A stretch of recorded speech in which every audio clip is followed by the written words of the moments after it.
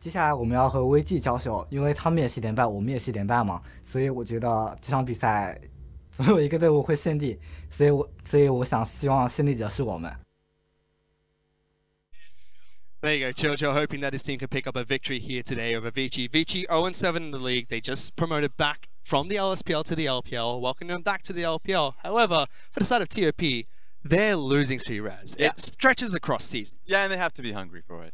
18-set losing streak, that's massive. And they don't want to make it 19. They don't want to make it 20. They have to end it here. And so the acquisitions they made during the Chinese New Year's break was phenomenal, and you got to see it in that set. I mean, TOP, they're moving in the right direction. They Yes. picked up Marin, they've got Karin in the mid lane as well. They looked really good. However, they're still making these mistakes. QiuQiu, as well as Cat, they kept getting caught out. First in the top lane, then we saw it at the Dragon Pit, and then we saw that overextension from the entire team pushing towards the Nexus Raz. These mistakes allowed Vici to be ahead throughout most of the game against them. That's true. I mean, this is more of like a learning curve for both of these teams, where sure, you have the rosters coming together, but you still have to learn about the key core like macro mistakes that you're making, because I think a lot of the calls that they did were just very impatient, specifically TOP trying to push up the top side. That was the only reason that Vici were able to get back into the game, getting the 2 kills on the AD carry and support, and then moving that towards Baron. That was a disaster for TOP, and they have to recognize going into the next game that they can't afford to lose that once more, because the draft won't be as easy for them this time around. And we took a look at the flip side from Vici. Yes, we saw Swift able to track out Karin, getting ganks in the mid lane. Relatively unsuccessful, just burning a couple of flashes here and there and making sure he kept track of the Kazakhs. But it only felt like, throughout that game, Vici could punish mistakes from TOP. And if that's all Vici can do in the LPL, they're not going to be able to pick up a game this split. Woo!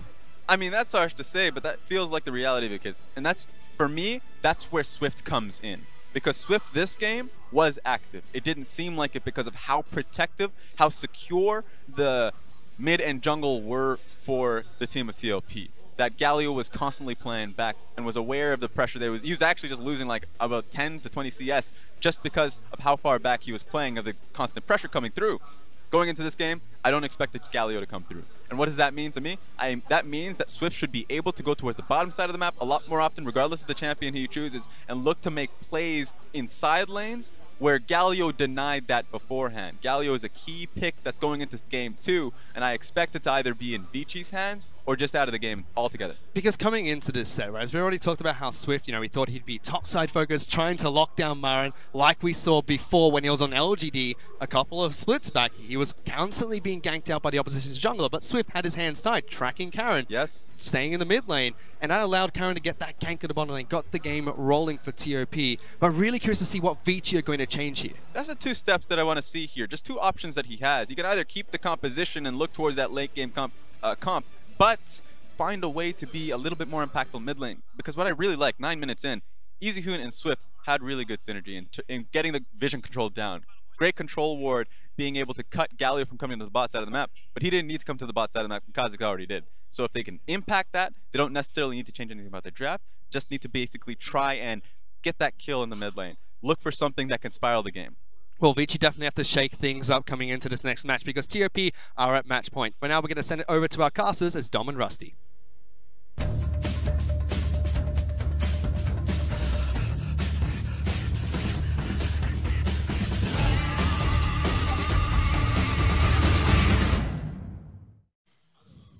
TOP have just doubled their number of game wins in 2018. With that victory that they just took, they need to do it one more time, and they can end this losing streak that has been going on for 244 days is the last time this roster got a match win in the LPL. I'm sure they're backstage doing some rain dances, hoping to actually find themselves with no bad voodoo against them. They need the win. They really need the win, but of course Vici do as well, Dom. And yes, it's been longer for TOP, but that doesn't remove the hunger from the Vici roster when it comes to finding that set victory. They're 1 game down, respectively, themselves, but still they know what it takes to win.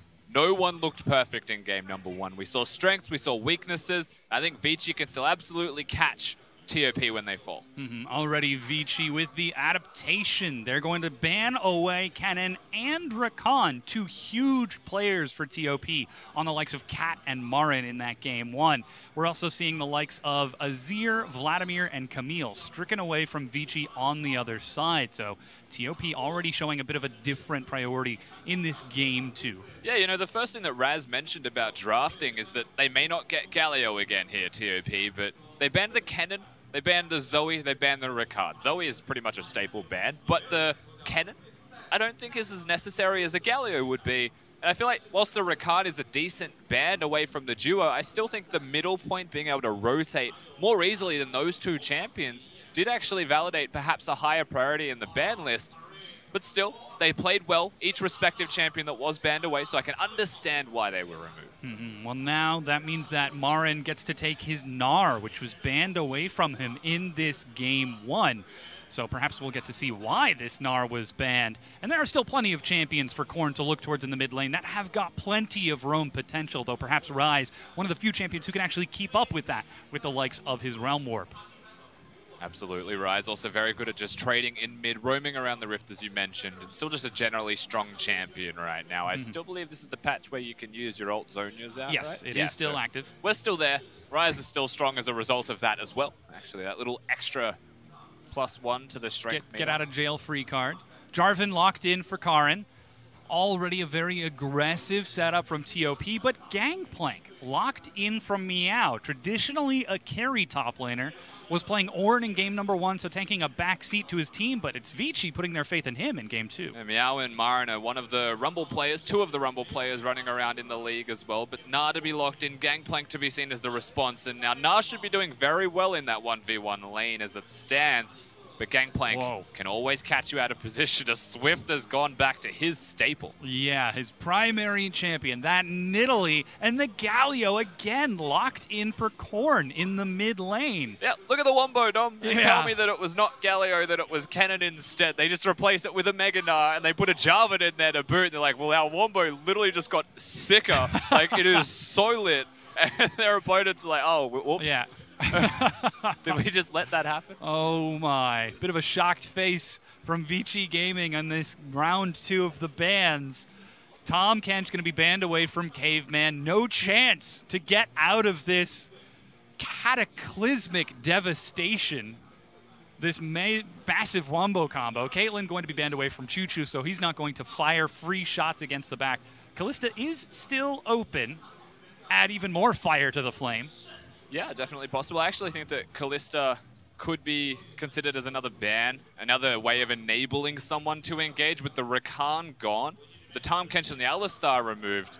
You're looking at Kalista as perhaps the AD carry who can provide engage with someone like the Braum. Someone like the Shen even could be seen from TOP through their bottom lane 2v2. It is curious that Cat, of all people, is going to contribute to banning Tahm Kench away. Yeah, but of all they people. do get rid of that. Yeah, the Braum is banned away here from the bottom lane, and QiuQiu immediately with the hover on that Kalista locks it in. That is terrifying. What else could we add into that mix? Like, this is the whole kitchen. We're chucking in Kalista, you've got Jarvan. It's a spicy stew. We mentioned the Shen as a capability here for the support role. Now, for the side of Vici, that's where we have to look there first, all right? What can they possibly pick? An AD carry, maybe you go back to Ezreal because he's safer than anything else. Tristana does have a lot of range and scales up well. Also has a very good laning phase into Kalista, which seems to be the primary place that they're going to go. And if this is the option that they look towards, Caveman could actually win the whole game. Yeah. Just by being Taric and just by using that ultimate. Cosmic Radiance. Could also go something like the Bard and try and outplay, be hyper-aggressive down in that bottom lane, but Bard into Kalista is pretty difficult sometimes just because of how hoppy she is. I think Taric will be the easiest choice. Oh, there it is. Taric locked in. The Cosmic Radiance is ready. Oh boy. Thresh Kalista. One of the strongest bottom lanes in League.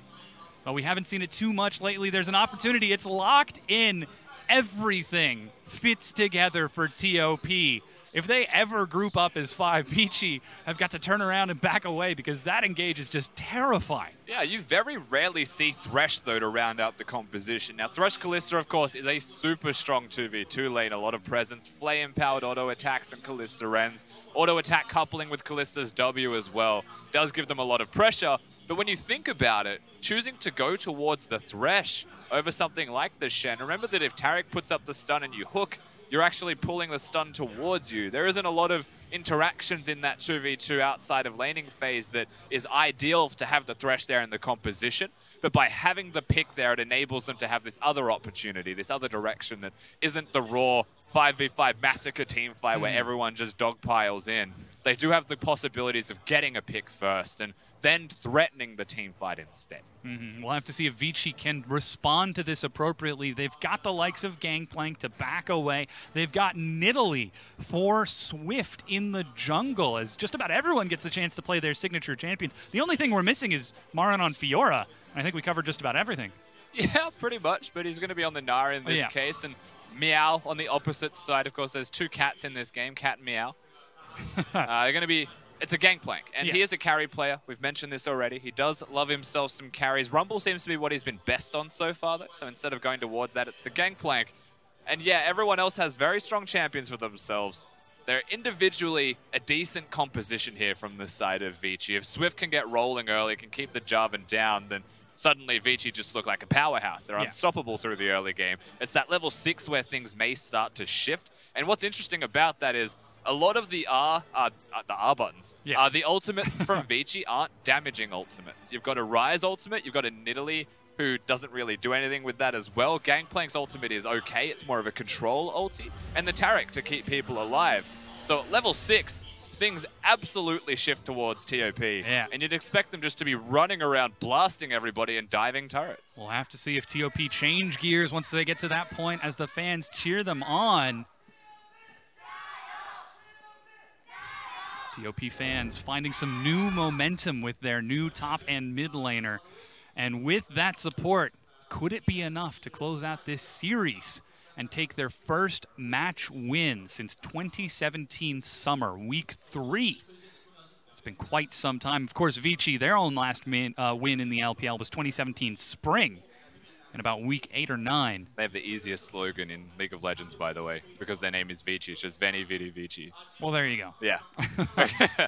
Whereas Vici, you know, they've also got a couple of reasons to have their fans out here today. It's not just all Marin fans for TOP, but we've got Swift now in the mix with Easyhoon. We know full well that the Korean duos, being in very similar positions on the map, will start to butt heads, and that is the place we look. It's not just the level 6 wombo that we'll see out of TOP, it's how do they get to level 6? Can Swift run amok? There are games where he just wins the entire thing by himself. And if this is a bottom of the table clash between 2 last place teams, there's the perfect opportunity for Swift to step up to the plate and just 1v9. Well, take a look at this. Martin playing completely different to game 1. Heavily pushes out the bottom lane to claim very early control, even ducking into the river from Martin and Caveman, as that was a topside start from Swift for his own blue buff. So missing those minions under turret, very difficult. It should be easy to do as Kalista, however, but 3 CS in the first wave is tragic for the side of TOP. Martin, Caveman, you mentioned it, the jungler starts on the other side, that's why they get to push. I feel like that was in part intentional, not just to give the blue buff to Swift, which means his leash is going to be a little bit worse, but to give pressure and control down there to the bottom lane 2v2. It means that on the second wave or the third wave, depending on how you'd like to play it, they can go over to the enemy side of the map and either take away some of the, in this case it's going to be the explosive plant, or they can ward near the blue buff. But they know that Jarvan started at that blue buff himself, so he's actually on the top side, which means they don't need to place vision at all. Swift is dead. Oh, dies to the Raptor camp on his signature champion. You can see him laughing in the corner of your screen, but that's going to put a damper on their momentum. Oh, that's really unfortunate. The enemy team gets a notification. It's a whoops-a-daisies. Ah, there he was. Why was that Taric leaving to ward again? I guess he wasn't. Nidalee's dead. Oof. That was that's really upsetting. A little embarrassing. Look, it's his first set back in the LPL in 2018. Oh, it's not his first set jungling, Dom. We're not giving him excuses. He's got to shake off the rust. All right, there he goes. He goes right back at it. Hey, fool me once, shame on you. Fool me twice, shame on Raptors. Riot, please. Exactly. Die to Raptors twice, remove the game. Ooh, that hook lands. You can see that auto trading coming in. Snare will tag onto Corn, who just walks around the trap. Still Shield of Durand, but look at that damage. Easyhoon with another and a flash from Corn to get out. Has got the teleport, so he can come back to lane okay, but is forced out at 22 CS, so that may well be just a no magic mantle. May not be a big item purchase for him. He's going to go towards the ring instead. So even more lane focused with his itemization choices. Super tragic, and you never would have seen it coming, you know, Swift dying to Raptors, going back to take his Raptors and ganking from bottom side. Actually a little bit unexpected. You can see Cat showing some of his warding stats here. He places the 3rd most wards in the LPL, clears the 7th most. And hopefully that vision will allow Swift to, or excuse me, will allow Karin to get around the map. Swift going to be the one that he's trying to track this time. On the likes of that Nidalee, very mobile champion. Does an awful lot of damage here, Cat, as well. You saw the vision that they just placed, trying to find where that Nidalee is. Now, I would expect him to be on the top side, however. He's currently taking down those Krugs. And a lot of the gank timing, a lot of his pathing timing has been thrown off a little bit. And perhaps TOP not too sure where he would be at the same time just by that death. And I know it feels a bit weird to say something like that, but... Okay, he dies at Raptors. Has he cleared 5 of the camp and he's coming back to kill the 6th one? Or is he going to do a full camp? Gromp and Wolves should be available for him at that time in the game. Where's he gone, right? Yeah, adds in some mystery as the stun lands. Swift racing through the brush. Spear will tag onto Cap, but he just backs away. Caveman went very early with the stun in that particular trade. There was no chance for Swift to get a gank, so he'll take the spear, nice little trade, and just reveals himself on the map. So you look towards Karin again. Okay, Nidalee's revealed herself on the bottom side of the map. What can I do to contribute to some kind of trade, perhaps, on the opposite side? Well, there is nothing, because there was wards placed earlier to try and spot him by Easyhoon. And speaking of Easyhoon, you just saw the dematerializer used there for the Ryze procs. I think it's super cute. Raz mentioned it earlier on social media, I believe, but Ryze, if you use your spell flux as the minion dematerializes, you actually get the bounce to every minion. Fascinating. Even though the projectile doesn't land. I like it. Yep. Very clever. Because then you can dies while it's in the air, so it has to land somewhere. And where it lands is dead, so it just into bounces. non-existence, yeah. Well, Marin, you can see he teleports back into the top lane to deal with that Gangplank. Cull first after that Doran's shield. So Marin, he's playing the long game. He is a Cull buyer. He's always been one of those as well. Loves himself some Cull. With the Gnar, whilst it's not the best item for laning, it does still become very gold efficient further on. And he's always going to farm up that 100 gold. So confident in his play. But so far the top lane, yes, it's 10 CS. Gangplank doesn't really mind that it's 10 CS. Laning going pretty well for both of them, honestly. Just continuing to hold on. Meow with that carry No this flash. time. There's no flash for Corn. You're exactly right. Shield of Durand and the Cannon Barrage. Corn going to be chunked low. Oh, goodbye. Actually uses the hero's exit to get to Karin in safety. The hero's note button. He removes himself from the middle lane. Had no flash, so they're actually pretty lucky that someone was just nearby to provide him with the exit. Does get out alive, but still good ganking from Swift there. Constantly present on the map. We haven't really seen Karin at all. Yeah, just farming and staying on his own side of the map. Now he's going to place some wards on the bottom half, the red side of Vici. And he is looking towards the bottom side. If he's ever going to dive somewhere. Now, there's no teleport, so it's only going to be a 3v2. Swift isn't nearby. Look at that. He's actually waiting for the minion wave to pass before turning towards those Krugs. But Easyhoon is up top. Marin, he's doing some big damage to Meow. And with that much damage, they decide they don't want anything to do with that Gnar. He's actually just looking towards the red buff Karin, as they did reveal themselves topside by pressuring Marin, who walks away. He knows that it should be completely free, and he cannot make his mind up. He hasn't touched the Krugs. They've been alive the whole time. Now he's got the Cataclysm. QiuQiu is level 6. Stun will tag onto Karin. That's a stopwatch onto Martin to avoid the knock-up. The ignite damage will pull him away. Cat soaking early aggro. Cataclysm is going to go for the knock-up. Galio's Here's Corn on the side. 4 members of TOP, but the wave is minions cleared are out. dead. Corn, that's Corn goes in. Big knock-up. Oh, and stopwatch to keep himself safe, but Caveman looks for the kill, and Karin leaps over to safety. Easyhoon is racing down. He's got the Realm Warp. Will he go for it? You can't dive a Taric when he has auto attacks constantly going on to you. Great stopwatch from Martin as well to deny any kind of engage. And the stuns kept connecting. The fact that they hit everybody, that dive felt like a giant reach from TOP. They really wanted it, but they didn't really know how they were going to get what they wanted. They just tried to force it because everyone was going topside. There's pressure everywhere, and I do respect that they're trying to make a trade. They're trying to get something going. You know, if QiuQiu and Cat get a kill, if they could snowball their bottom lane 2v2, they are renowned for leaving lane. They'll suddenly be top lane to help Marin, and the map opens up. But that was a big force, and it was too much. The result of that means blue buff is taken by Swift. He's also going to steal away the Gromp as Karin has got to bashfully retreat toward his top half of the map. Meanwhile, Marin is making good use of this time. He actually just proxied in between the turrets to clear out the full minion wave, knowing everyone from Vici is bottom. So looks like the gold is distributing once again. Swift is starting to pick himself up, just a little bit more momentum, a little bit of an advantage despite that kill.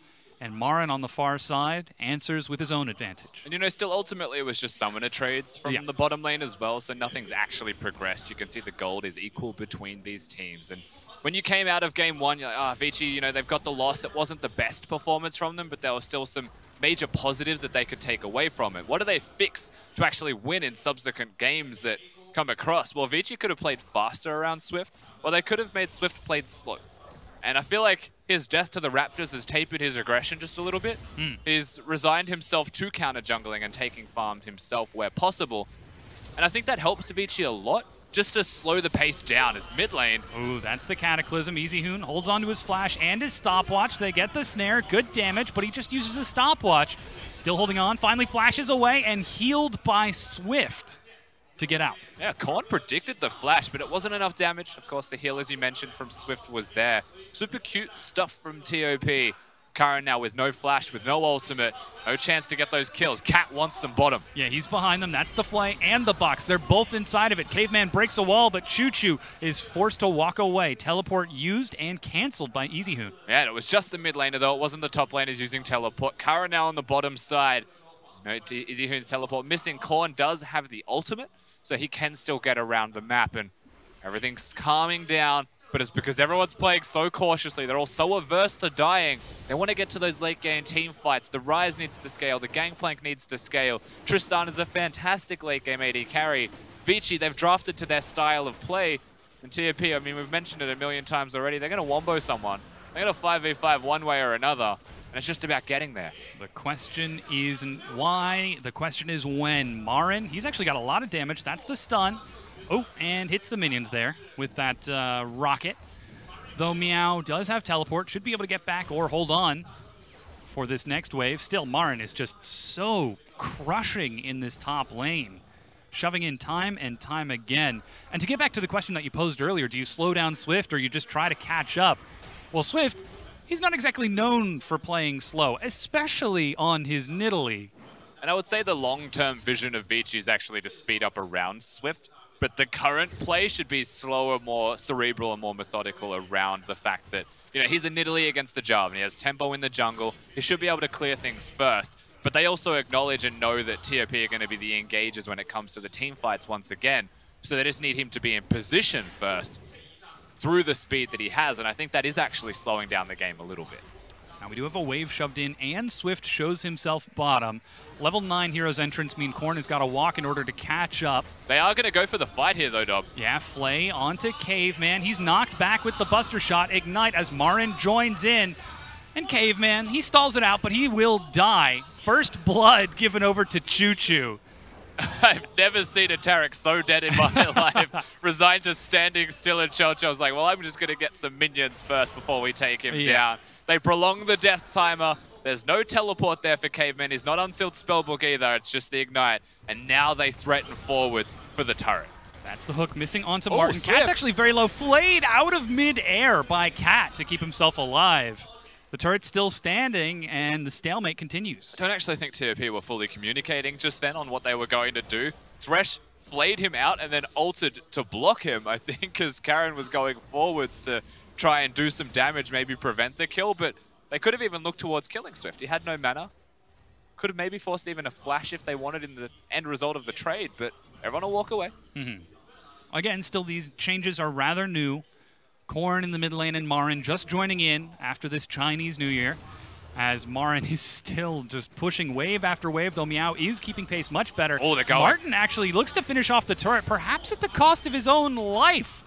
Finishes it off, but Rusty, I gotta ask, was that worth it?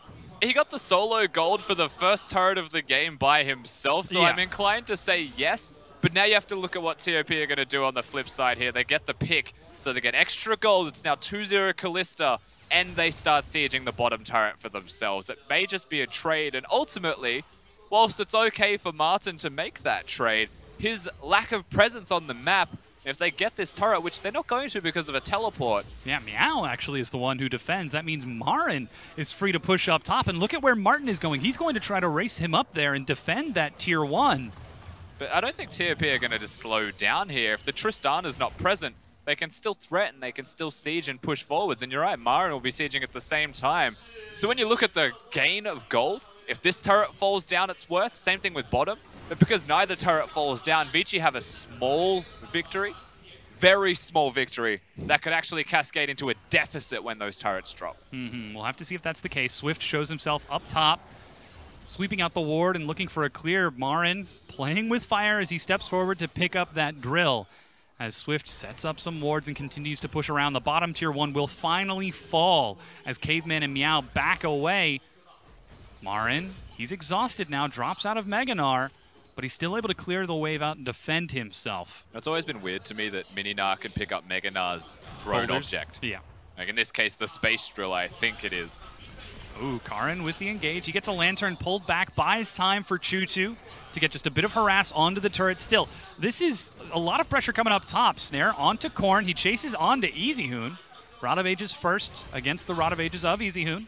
Easyhoon was on the wrong side of the map with the way he was running. Korn was also going towards the rest of his team, but they don't get the picks. And of course, they're looking towards diving mid. Yeah, Fate's Call and the flash. Cat goes completely wide, and Karin follows up. Hero's entrance to prevent the damage. He's still taking a lot from the turret. Flashes away. Caveman tries to catch up. QiuQiu on the side, and Cat goes low, goes down as Martin joins in. That's one. Looking for the resets. Buster Shop makes it 2 kills for Vici Gaming. And finally, the top tier 1 breaks. I mean, Martin will get the turret, but at what cost for the middle lane? Swift. Ooh, he's chasing it down. Swift wants the auto. He's knocked up. QiuQiu tries to follow flash and a stopwatch. Finally, he'll die. 3 kills for 3, but Vici are using this. They're taking the tier 1 now. And that was worth it for Swift in this case, going forward, sacrificing himself and buying time. The stopwatch is used, and that's enough time to get the turret in the middle lane as well. Karin left just responding, trying his best to hold on. Vici, they do come out slightly ahead in that trade, you would have to imagine, from all of the kills that they just received in the mid lane, and from the fact that they broke the mid lane out of turret specifically. This dive from TOP is nothing if not sloppy. Early flash is gone. Cat wants to back away. Karin says, why are you backing away? He has no flash, we're diving. They put the combo on. The Caveman's just around the corner. He's ready to rumble. Gets a clutch stun off as well. Prevents damage from Easyhoon, and he's alive. Meanwhile, the cavalry has arrived, and they're just going to be able to kill Korn. He is not tanky. It's a Rod of Ages. So he just goes down, and that's 2 easy kills on the back of Vici literally just rotating to mid lane. They actually just had to be there. Yeah, not only that, they've now got vision around that dragon just as it spawns. Another Ocean Drake. Vici looking to equalize that, though TOP now turn their attention towards the Rift Herald, seemingly happy to cede that over. This could be a very important objective, actually, for TOP as a trade goes. I think that if they are able to use this to break the mid lane outer turret, which is the one remaining outer for them, then the map completely opens for TOP. And when you contrast what happened in Game 1 to Game 2 right now, if all the mid-outers are gone, Baron is much more easily accessible for each respective team. Vision is now more important and harder to get. And whilst that is good for TOP, because they can get that extra vision down, maybe play more aggressively around the buff, Vici have been superior when it comes to vision control and placement, specifically from Swift and Easyhoon. So this dynamic continues to shift. Karin manages to get behind Meow, but decides not to engage. And Vici, with that dynamic that you mentioned, now starting to put some pressure onto the map with a 1-3-1. Easyhoon with Ghost and Unsealed Spellbook. Could swap that out for Teleport a little bit later. And Baron is up in 90 seconds, so no threat of that happening. Looks like they're content to just sit and catch these waves, as Karin will be holding onto that Rift Herald until he finds an opportunity to open up the map in that mid lane. And Marin, though he was spectacular in game 1 on the likes of that cannon, is not able to open up anywhere near as big an advantage. Meow on perhaps a slightly more comfortable champion with that Galio. Easyhoon, never mind. He's caught. The hook pulls onto him, but Vici turned the catch into a catch of their own. Cannon barrage as Corn hops in. Karin's on the side, but decides not to engage. Yeah, Corn going forwards, but the disengage was already there from the Kalista ultimate. They choose to back away. They don't want to commit themselves to any fights. Don't overexert themselves for any picks down in a defensive situation for TOP, but they want Swift. Yeah, Cat steps forward, flash, and misses the hook. Bit of a tragedy. He has not, I don't actually think he's hit more than one hook so far. I think the last hook that he threw besides that one, the one just before it, was the first that he's hit of the game. Not the best start here for Cat on his Thresh, but ultimately, it's not just about the Thresh. It's about the team composition. It's about the 5v5 and the team fighting that will no doubt ensue from this point on. We haven't seen TOP get the opportunity to find that 5v5. Though, as you said, the potential is always there. They have got a lot of very strong ultimates that stack up. They just need to find that chance. And as long as Vici are being so present with this vision, that just raises the stakes that much more. Because if ever there's a lapse, if ever TOP get the chance to group as 5... We know what they're going to do. Yeah. It's either the Baron or the team fight themselves. They will choose between only those two options, and there is no option number 3. There's no third door in this equation. They will be looking towards those. And right now, I think lane assignments is where you look at for that third dom specifically, where Marin is, as Korn can go towards bottom lane. 1-3-1s actually start to take place as well. If Marin is nearby, then the team fights can happen. Hook's on. Ooh, Hook does tag onto Caveman. He's not going to use that Radiance. Drops a Dazzle, but doesn't catch anyone. And that's the pick before the team fight that we mentioned in draft phase as well. The reason that Cat is able to play the Thresh. The reason that Vision is so important when outer turrets drop down. A pick like that can mean so much. And there's that Rift Herald being summoned as well by Karin the Hook, barely missing Martin. You can see Marin on the side. Korn manages to hit him with the Shield of Duran, chunks him down to half with that Rod of Ages before turning and retreating. But with that Herald charging, finally the Tier 1 is broken. It makes you wonder what TOP were going to do next. You know, the fact that the heal was used by Martin, he jumped away. Did they want to threaten and pressure around the Baron area again? And do they have the sweepers and control wards to do so? Well, the answer is yes. They have got control wards. They could threaten if they choose. But still a lot of assumptions to be made from the side of Vici of if they're going to look towards it at all. A Kalista can absolutely destroy a neutral objective if given the opportunity. The vision should be cleared. QiuQiu respawning next to his favorite thing on the map. Not going to be shredding it down just yet, but he says wait for later. I'll be back. It's TOP's version of Tibbers. I actually think that blue trinket spotted him recalling, so they are able to advance in here, walk forwards, and secure some wards of their own here, Vici. The correct timing to do so, of course, which is what we were looking at. When we're highlighting TOP, they can go towards the objective. That's Vici's immediate response to be, well, we need to get vision around the objective straight away. And by catching TOP with the recalls, of course, out of necessity, they've just made the picks, they've just expended resources, and they can get some vision up themselves. Swift and Caveman, perhaps showing a bit of a new duo, looking for Karin, but not quite finding him. Just maintaining vision around that Baron objective that you mentioned. You cannot leave that unwarded against this roster. You know, I've been a pretty big fan of Caveman so far this split, actually, from what we've seen of him. He is one of the few Bard players, to be fair, so he does stand out amongst other supports in terms of performance if he's doing well on it. But he has been playing very well with the champions that he's been playing. It's the rest of the team that starts to feel like they're hit or miss, where he has been relatively consistent as performance goes. And for all those people that thought I was trolling, he has a tier on Taric. It's not just me. Yes, he actually does that. It is actually standard. You would say at the moment on Taric, at least in the LPL, to have a tier on Taric. It's cheap, and the mana costs of Taric are extremely high. Can confirm. I've got your back on this, Rusty. I believe you wholeheartedly. The question is, does anyone else? Well, if they don't, they should, because we're watching it. Yeah. Meanwhile, lots of pings towards the Baron pit right now. There are 5 members of TOP in that river, and already Cat is stepping forward and placing wards. Cannon Barrage and Teleport are ready for Meow. And these wards are being swept out as best they can. They're definitely hitting it. TOP 23 minutes. They turn onto this Baron buff. Meanwhile, Meow is trading with Marin in the river on bottom side. Corn dropping the shield just to zone Vici away and clear out this vision. As Marin is doing a lot of work. He's got the ultimate ready. Doesn't get the slam on the wall. Steric's Gauge procs for Meow. Yeah, they get the Steric's proc for the Gnar ultimate. Now, that is still good for the side of Vici, the fact that Marin doesn't have a big part of the team compositional wombo combo here for TOP. And again, whoa, Cat very far forward, forced to use his stopwatch. Karin body blocks and Corn goes in. He's got that proto belt as well for even more, and Karin follows up with a big leap, flashes away from the Cataclysm. It's not the combo we were looking for, but it's big damage. The Cosmic Radiance keeps Vici alive, and Swift follows up. The hook pulls him back in. The fight yo-yoing back and forth. No one has died, Rusty, but that might change. Oh, that's one. As that's one. Marin on the side looks to retreat, but still the chase. Martin leaps forward, but doesn't find another kill, and TOP back off of the map. And Martin has the Tristana, gets the jumps, has the flash as well, and is able to pick up a kill. And straight away, Vici should at the very least clear the vision around the Baron area. If they want to threaten starting it, it is a possibility, but very dangerous and very risky to do so. And so just establish vision control, just recall, set up the map and structure yourself for the following team fights that will happen. And amusingly, of course, TOP, they took the team fight without Marin, without the Gnar ultimate, and it looked good, but good isn't kills. Good isn't enough damage to find the kills. The combo wasn't there. They were individually doing nice things, and that's not enough. Not quite getting to the sum of their parts just yet, though.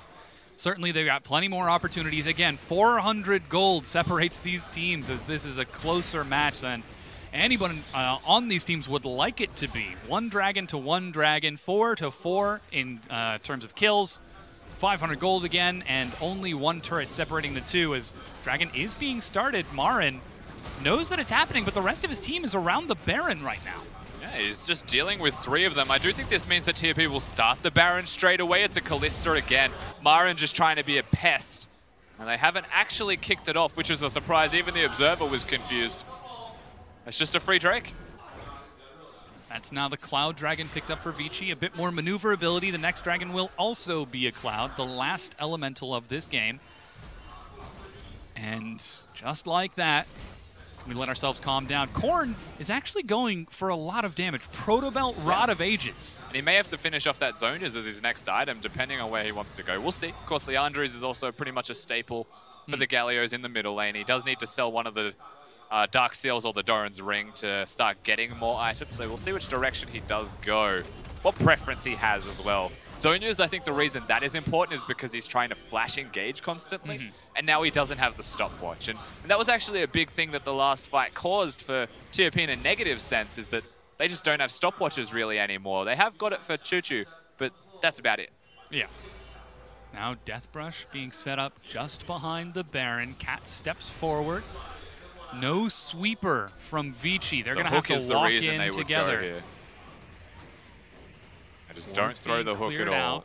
Yeah, a bit of that splash damage, aggravating, but not quite starting off that fight. Meanwhile, Corn looks for Meow on the side. Shield of Durand, cleanse. The hook is going to miss again. Meow is able to walk out of this. He's keeping pace with Marin on that Gnar. He's doing damage in these fights, and Martin with the red buff wants a kill. Yeah, if they can get the slowdown, even the fleet footwork from the Tristana to start speeding herself up and auto-attack more, maybe you get the Kalista ultimate out of QiuQiu. A Respect ultimate could have been seen, but they're just trying to force something, you know, that one little difference that can cascade a whole game. TOP, they want the Thresh hook into the team fight perhaps, or just the raw 5v5 if they get the perfect engage. On the opposite side here though, Vici, they have control. Yeah, their side waves have allowed them to control the mid lane and turn towards the Baron. They're shredding through its health so quickly. Karin is ready with a smite of his own. Teleport being used from Marin, but he's nowhere near Mega. Karin with the engage. That's going to be the hero's entrance. He goes low and dies just as there's the knockup. Cosmic Radiance stalls this out, and Corn is pulled to safety. Still, that's 1 kill for Vici. There's not a lot of health for the support of Vici, one of the members of the team, and TOP, they will take that as a victory because they hold the Baron, they keep it alive whilst they lose a member, and they do lose the team fight, yes. But one turret falls, Vici will recall. If nothing else, this buys time for a reset from TOP. They want to be able to try again, but Vici, they've faked the recall out. They may catch TOP unaware and unprepared to defend this. They step right up. This is Cat on the back side. But that Baron is being shredded so quickly. It's going to take a miracle to steal this away. That's the hook missing. Marin with the boomerang. Does a bit of damage, but there's not enough. Not even the winds of war. Baron picked up by Vici Gaming. And Vici amassed themselves not only the 3,000 gold lead, but 3.5 minutes with the Baron buff to secure themselves even more structures. They've got the Tristana. They've got the siege capabilities there with the Nidalee protecting, with a Gangplank threatening with kegs. Their composition, now that they're finally in a foot forward position, they can actually make that proactive movement and play. Well, they've actually got a lot of tools to do exactly that. Yeah. You've mentioned it earlier, the vision that we saw from Vici Gaming during that early game, allowing Swift to maneuver around and keeping Vici safe for most of this action. You know, I saw Marin crit a minute ago and I didn't really want to touch on it, but now we're just looking at Marin. So now look at his items. Tell me what's going on here, Rusty. He just wants to attack with a bit of extra range, I think. He's decided to carry. He's decided to carry really hard. That one big auto attack. The rapid fire cannon, right? It seems as though everyone on TOP is telling Karin that he's going to be the tank. Even though Korn is playing Galio, even though Marin is playing Gnar, Karin is going to be the tank. To be fair, a lot of the advantages that the champions of TOP have is that they're naturally tanky. Yes. Of course, Galio with the W. Gnar, when he hits Mega, has extra resistances compared to Mini as well. I think it's actually statistically the highest resistances and scaling values on Mega because he has the least on Mini. But also Trist ultimate. Yeah, big damage onto QiuQiu as a spear. We'll get just a bit more, and with QiuQiu backing away, the Baron buff, Vici swing forward with 4 members. The pendulum crashes into the tier 2, and Vici ride this momentum forward. Martin, 4 full items, shredding through these turrets. And a lot of this comes back to the Taric point that we mentioned. Why are Vici able to succeed right now in this game? Well, they get a team fight TOP. The team fight never results in kills because Cosmic Radiance prevents it. Every single time a 5v5 breaks out, that is the case. And Caveman is coming up clutch in this game and enabling Vici to do what they are right now with the Baron, continue to siege. More and more damage being done. Korn steps forward with the Shield of Durand to zone, but 2 inners and now an inhibitor turret have fallen. And still, Vici are healing themselves up. They've got the Ocean Dragon. They've got the likes of that Taric. They've got the split push from Meow. And they are not letting this pressure go to waste. It's actually super important that Korn does damage in a team fight when it happens. It's not just the ultimate that needs to go in and help some kind of wombo. He needs to contribute relevant damage. Maybe 2 cycles of spell rotations is needed from him to be successful in a fight. And look at that, the immediate root from Easyhoon. There's no chance for him to go in while he's charging that Shield of Durand. Vici just seem to be prepped and ready for anything that TOP can throw at them with this composition. And though Korn is doing well in the mid lane, he's got to try to get something done here for the likes of TOP. Realm Warp to get towards the bottom lane and defend that tier 2. 5 kills to 4, but 7,000 gold for Vici as the Baron wears off. The paper cuts ensue, of course. Vici, with that lead, with the Baron buff, with control of the map, they start to slow the pace down and look towards structures. TOP on the opposite side, they didn't respond. They weren't responsive to that by any means. They just let those structures fall down. There was no play in response from TOP, though. They need to find a 5v5 fight because of all of the Baron buff powered minions running around, the side wave control that Gangplank was providing, the fact that Vici were able to split apart the ranks of the TOP roster, well, turrets just drop. Now we can see Vici setting up for the next objective. Yet another paper cut to add to the ever-growing list. A second Cloud Dragon to get them around the map even faster. And still, they've got pressure. There was no teleport used by Meow. There was no cannon barrage. The 1-4 is still a threat, and they continue to apply it. pressure just keeps happening, keeps mounting. Cat steps forward, misses the hook and pays Marin. for it. Marin steps forward. That's the flash. Knockup misses Martin Hero's entrance. He's going to try to get out of this, but Cat steps forward, dies finally as Meow is going to set up for the reset. And TOP, they're low, though Marin gets a good stun. There's no follow-up from his team. QiuQiu is able to finish off Meow in the back. Caveman misses his flash. But as you said, Easyhoon is just firing off rotation after rotation. Swift is forced to back away. And though they get the kill advantage, Easyhoon and the rest of Vici are still bringing pressure. And an equal trade still has super minions running into the mid lane. Top lane still has the minion control there. Easyhoon was completely untouched for health, and they are going to continue to siege bottom. So another turret should drop here in favor of Vici. Teleport even used from Korn, I think it is, to try and stop this. Stepping forward to get onto the minion wave, he clears it out and defends his tier 2. As Vici sprint away. They don't want to be caught by any sort of teleport shenaniganery from the likes of TOP, but here's that play again. Martin steps forward, and immediately TOP try to play. And how things could be different if Martin got hit by the hook from Cat. Flashes forwards, Cat misses another hook, and just dies. Actually, the least relevant person on Summoner's Rift right now in this whole game. QiuQiu is just left kiting constantly. They do very well to kill Meow, actually, from the side of TOP, and Korn is putting in some extra work. And honestly, they're doing as best they can in poor situations where Vici just seem to be significantly stronger. The gold lead's reflective of it. But if the hooks were hitting, this game would be so different. Karin saved by the bodyguard Scuttle Crab, then steps in and tries to secure it and almost pays with his life. As Vici are still just ever-present, pressuring the map now that they've got that advantage. Still 7,000 gold ahead, down to about 6 now after the fight. But Baron is up in 60 seconds. Meow doesn't have teleport, but he does have Cannon Barrage. And with the likes of that Realm Warp, Easyhoon can threaten more mobility, I think, than they're ready for. From Marin, he's mini. He's showing up behind them, nowhere close to Mega. And again, Cat steps up and misses the hook. Marin knocked out the fight. That's the combo, exactly. The knockup on the 4. Cosmic Radiance, Cat goes down. QiuQiu firing across the back. Shield of Durant, but Marin still away from that Mega. Is he going to be able to get in and save the fight? The rest of his team has died. Finally gets one slam, but QiuQiu has been firing across into the back, misses that pierce, and still the fight ends up even. And completely even the end result once again. 3 dead from Vici, 3 dead from TOP, but the jungler alive from Vici may help a lot. Marin. Oh, that's a spear. Good damage. Marin leaps away. Smite to bring up an opening. The spear will miss, but Swift is still chasing. He wants it. He really does. Changes again. The spear will miss. They're not going to get the kill. Constant pressure still to be seen from Vici. They keep TOP within the confines of their base as the end result of that fight.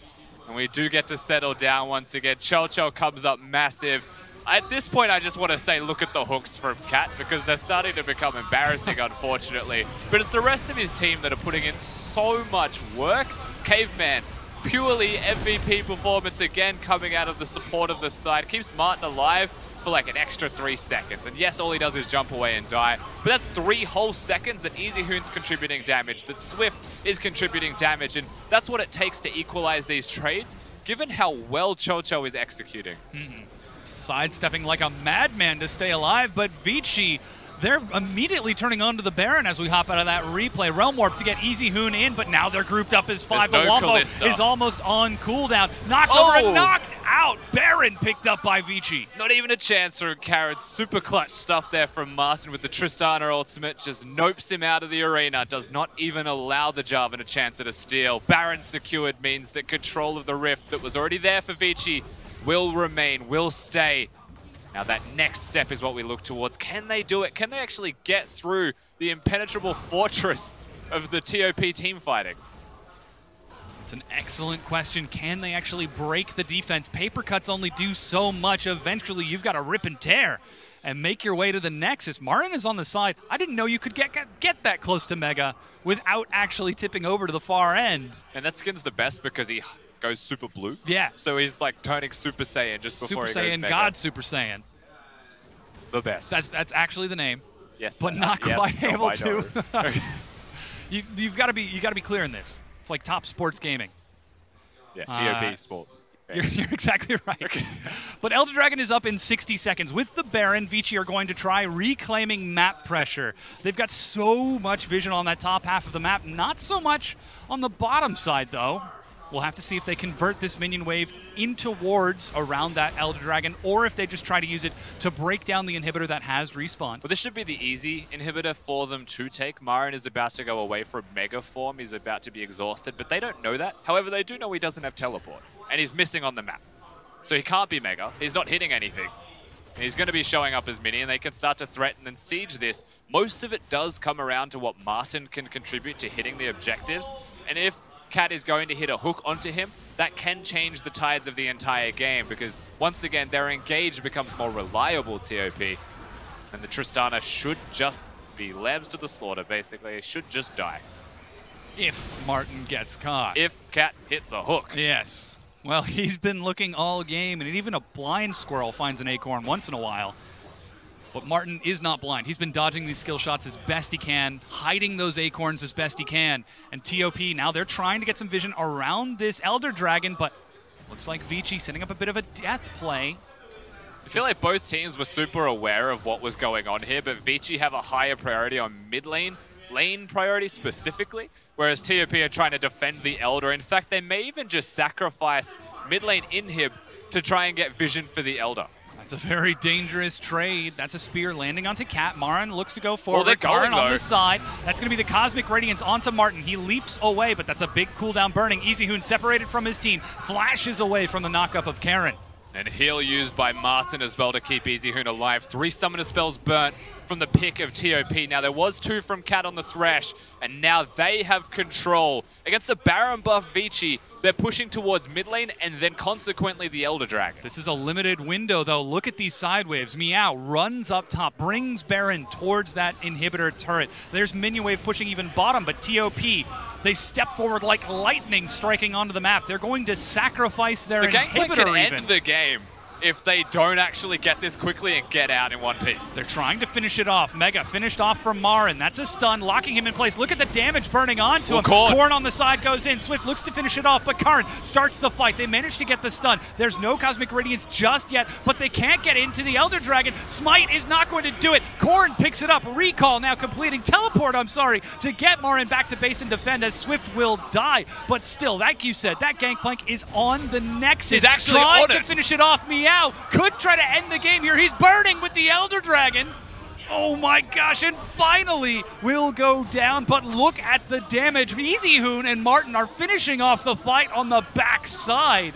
Chaos across the map as TOP's base is in shambles. An Elder Dragon or not, Vici make the absolute correct play. There is a bare Nexus to be seen, and there are so many people dead from the side of TOP. They're threatening. They might be able to just end it right now. Martin and Easyhoon stepping forward, 2 versus 2 for the series. Martin going to be knocked up. Canceled. Stunned out of it. Korn does not get the hero's entrance. Protobelt on the side. He manages to get even more. Martin steps up for an additional audio, but he is dead. Korn with the Zanyas stalls even longer. He will sacrifice his life because Easyhoon is just doing so much damage. Like you said, untouched in these fights. But he's got 5 seconds. He should be able to get it. He's by himself. There's no damage. Marin is back up with Flash. Cat is there too. He's trying to finish it off.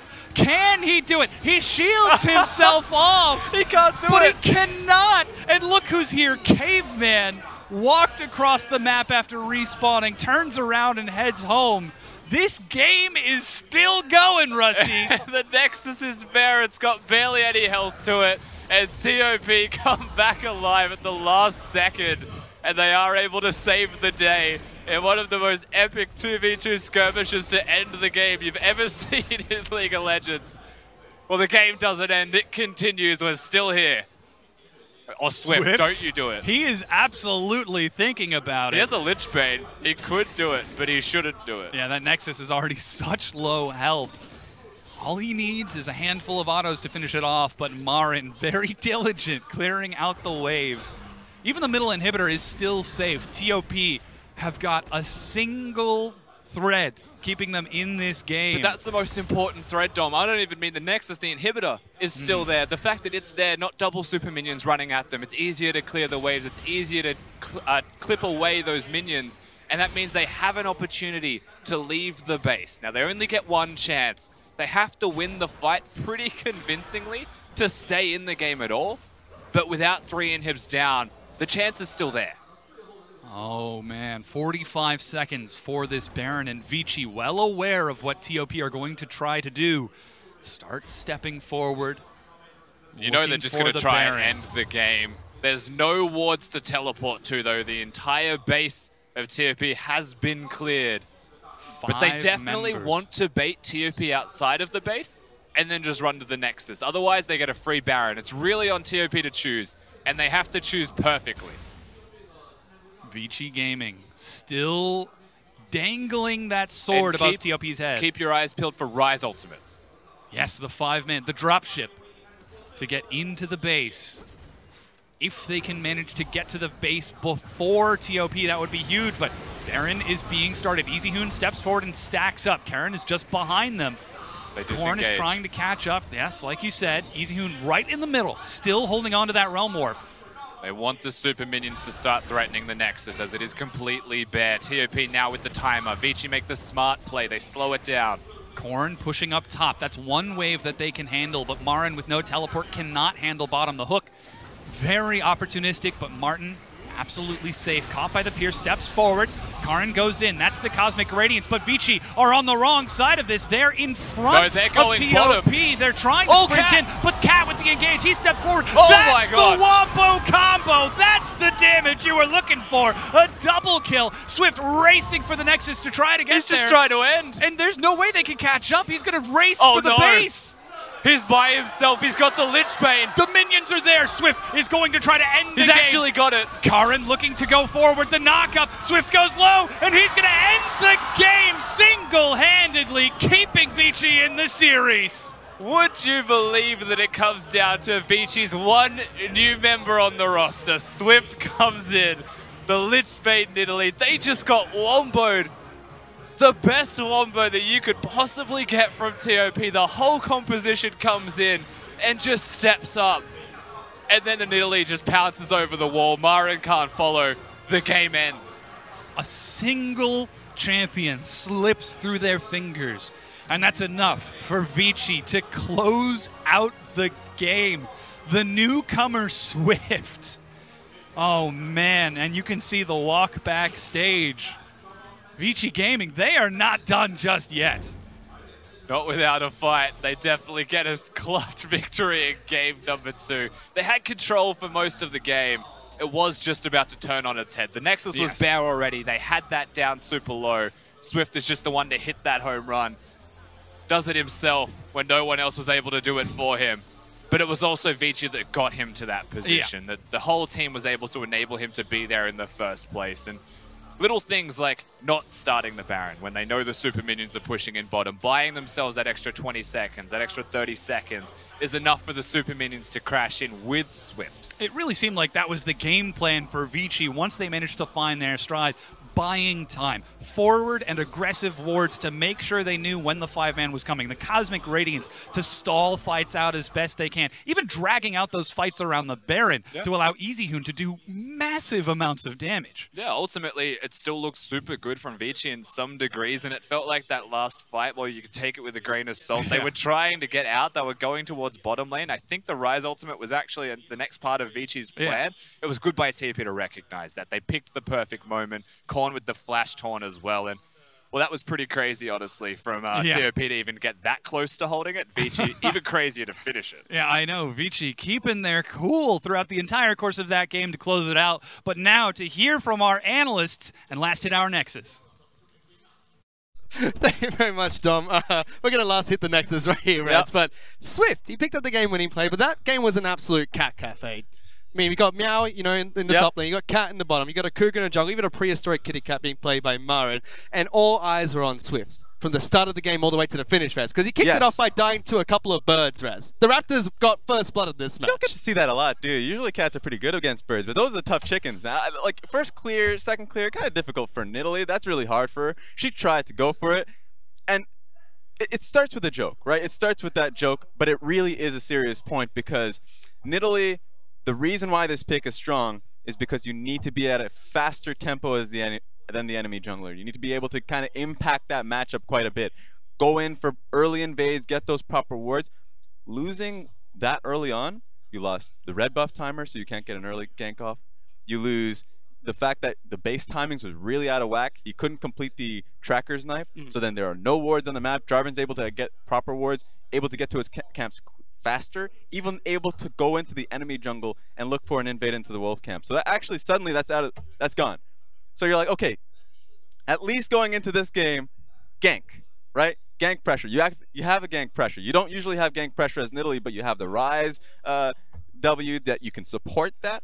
But the first gank doesn't go out too well. And then the second gank was a little bit better, but they couldn't get the kill because Galio uses his ulti, and you're like, all right, this is not looking good for Swift. On top of that, it kind of unlocked Karin. We saw him go for those dives, not only in the mid lane, but also in the bottom lane to kick things off for TOP. They weren't successful, and that allowed Vici to get a small lead, and they used those leads to fight pretty effectively. They fought around Caveman's ult quite nicely, they fought around Baron's pretty well, but we could only say that for them for a couple of those fights. And then it just kind of dissolved into what looked like TOP trying to come back into the game. Yeah, it was interesting because it felt like Marin was getting a little bit frustrated, so he started to build rapid fire cannon for the split push, and so the game was just a back and forth where TOP were starting to look for picks, starting to look for split push, and so the matchup was like, okay, GP was like, all right, this is not looking good for me, guys. I need to join the team every single time. So the Baron fight was really impactful for this team.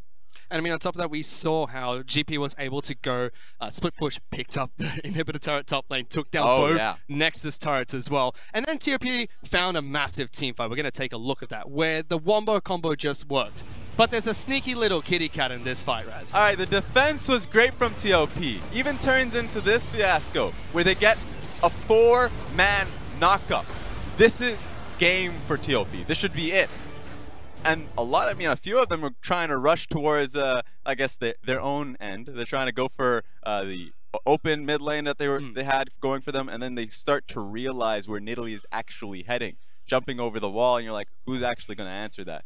They didn't have the Baron because they were fighting for Baron initially, so their back's going to take a little bit of time, and that's enough time for Nidalee to go for the last hit. On top of that, they were already fighting around Baron buff. They were on top side of the map, mid lane. They didn't answer the bottom lane super minions, which allowed Swift to get into the Nexus, get those final auto attacks down with the Witchman to pick up the win, and he's going to be the man that picks up man of the match. And here's the thing about this, because TOP had them in a deathlock. There are two options. GP has TP.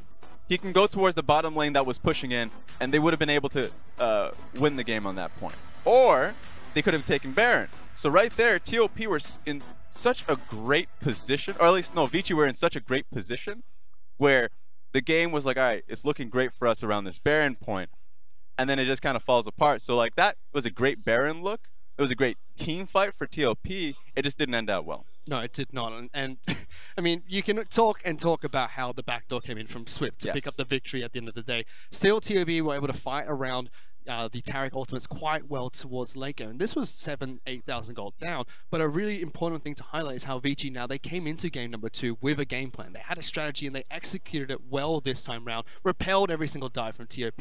Despite the small mistakes from Swift early, they stayed on and still executed that game plan. And that's what kind of brought them to that gold lead they had over TOP. Yeah, it was a good adaptation overall, which is why game 3 is going to be even more interesting, just because we already saw the bottom side of Vici saying, we're not going to lose level 2, or we're not going to lose level 1 even, knowing that they're going up against Kalista Thresh. They just pushed the wave immediately and started off in a great foot for themselves, and then already had the gank pressure in the mid lane. So now maybe they have to think about the Ryze specifically, because if this is the same draft going into game 3, Swift don't have that much of a muck up in the early portions of the game, and it looks like Vici will be able to not only have the pressure in towards Galio, but will have the bottom side looking great for them as well. Because both you and Rusty said going into game number 2, I mean, we saw Rusty talk about during champs, like you were talking about on the desk here, that they went for the bans of the Cannon as well as the Rakan. Not going for the Galio, which you talked about, which was a little bit confusing, but Vici showed they could deal against the Galio in different ways this time. And I like that, because when we were throwing it off, I was like, that one option is to have a better gank pressure mid lane so they can actually look for a kill or send the Galio back. So they needed stronger kill potential there. So that shows confidence, right? That shows confidence that they're saying, you know what, the Galio is not the problem. We can still leave him in the game. That just means we have to focus a little bit harder towards the mid lane matchup. If that's going to be the same case here, I think Karin might just go towards the third game of Galio. If they give him Galio again, for him, that makes sense for him to pick it up for the team fights, and it makes sense for him to just say, well, for the composition, I'm already doing pretty decently in the lane, and the Galio ulti is really strong for us, so it seems like there's incentive for TOP to pick it up, and there's also incentive for Vici to say, we'll just play into it once again. Because now you definitely have to try and go back to the drawing board. You're going to game number 3. Both these teams have yet to pick up a series win, and something needs to give going into game 3. Already adaptations coming out from Vici, and they picked up game 2 off the back of it. Now it's really curious to see what is the final changes these two teams are going to make. Yeah, one thing that I'm going to be looking towards is the top lane matchup. If the GP gets back out again, because I think the GP pick wasn't punished enough earlier on. Not a lot of dive pressure going towards him. Maybe we see the GP going towards Marin, or they look to ban that out. Well, Cats have 9 lives, but unfortunately for Vici and TOP, there's only 1 left for both of them. We're going to go into a short break. We'll be back with game number 3 in just a bit.